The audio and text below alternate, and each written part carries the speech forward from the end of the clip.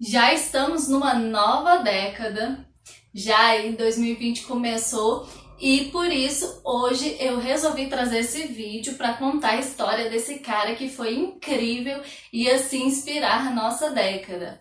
Esse homem, ele foi para mim o maior Nobel de todos. Quer saber mais a respeito dele? Então continue aqui conosco.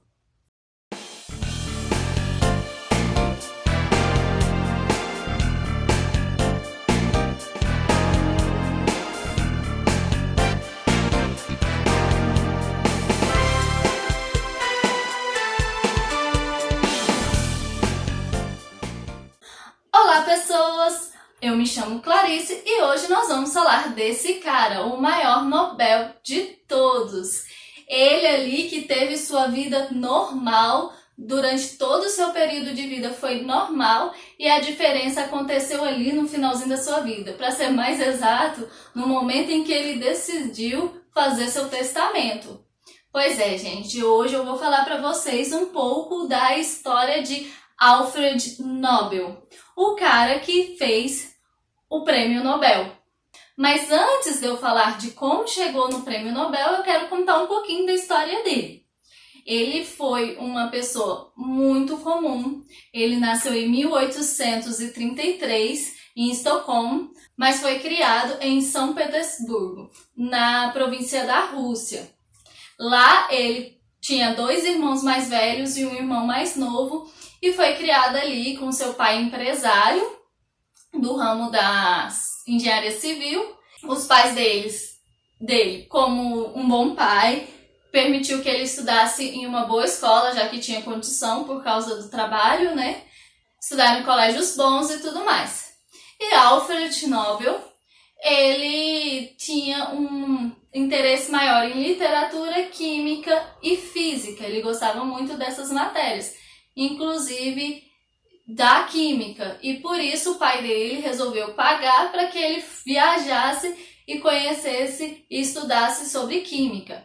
Foi onde Nobel foi lá para a cidade de Paris e conheceu o Ascânio Sobreiro.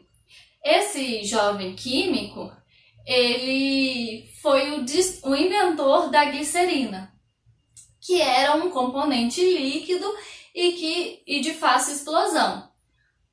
E aí o Alfred Nobel achou interessante a glicerina e viu que poderia ser útil para o pai dele, lá para as construções civis.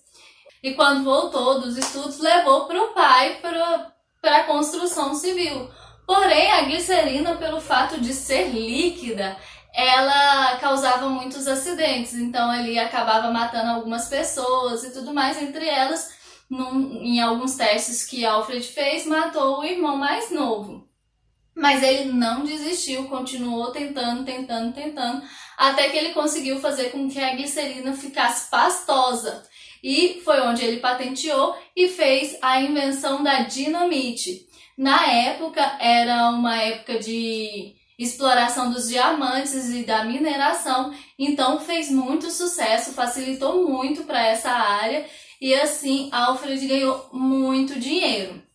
Ele desenvolveu 90 fábricas de dinamite entre vários países da Europa e aí ele acabou sendo considerado o vagabundo mais rico da Europa porque ele ficava ali só indo de fábrica em fábrica, nas suas 90 fábricas, mas ele também continuou inventando e teve 355 patentes.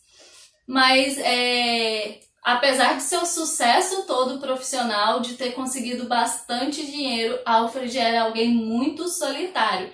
Ele não tinha ninguém, somente uma amiga, e eles escreviam muito por cartas um para o outro, e ela era uma ativista da paz, e aí por isso um dos prêmios ele resolveu colocar do ativismo da paz. Ou seja, a vida dele não foi nada diferente de muitas pessoas aí que conquistaram suas riquezas e tudo mais. Ele era apenas mais uma pessoa rica da Europa, até vir seu testamento. Porque o que fez ele eternizar o seu nome foi o seu testamento. E ele não só eternizou o nome, como eternizou também a sua fortuna. O que aconteceu? em seu testamento, ele declarou que fosse criada uma instituição, uma fundação, que hoje é a Fundação Nobel, e essa fundação investisse o seu dinheiro, 94% da sua fortuna foi entregue para essa fundação para investir, e todo ano o rendimento desse investimento seria dado para premiar 5 categorias. Premiar pessoas que fizessem bem para a humanidade entre essas 5 categorias, que são literatura, química, física, medicina e a da paz, que foi feita por causa da amiga dele lá. Então, ele determinou que um grupo de pessoas da Suécia analisassem e escolhessem uma pessoa que fez no ano anterior algo que ajudasse a humanidade em uma dessas categorias. A única coisa que ele pediu ali na escolha fosse que que as pessoas ganhadoras do Prêmio Nobel não fossem levadas em consideração o país de origem, ou seja, se alguém fez alguma coisa na África, não importa se é África, pode receber o prêmio. Então foi a única exigência que ele falou, olha, não pode considerar a questão do país, o resto vocês veem aí o critério que vocês vão utilizar. E outra coisa que ele fez, quem escolhe esses suecos são os noruegueses, o parlamento norueguês. Acredita-se que ele escolheu a Noruega pelo fato de a Noruega não ser um país militarizado. E, gente, pasmem, até hoje o Prêmio Nobel, que é um dos maiores prêmios do mundo, é da fortuna do Nobel, do Alfred Nobel. Porque a fortuna dele continuou ativa, eles continuaram ali investindo a fortuna dele. O que é tirado para o prêmio é apenas o rendimento. Nobel, para vocês terem uma ideia, Nobel morreu em 1896. Olha quanto tempo aí que essa fortuna está rendendo. E ele então eternizou não só a sua fortuna, mas também seu nome, porque até hoje as pessoas quando escutam o nome Nobel já ficam admiradas, porque o prêmio realmente são para pessoas incríveis, né? Que fizeram a diferença no mundo. Então, Nobel, apesar de não ter deixado filhos, deixou herdeiros bastante consciente e bastante preocupado com a humanidade.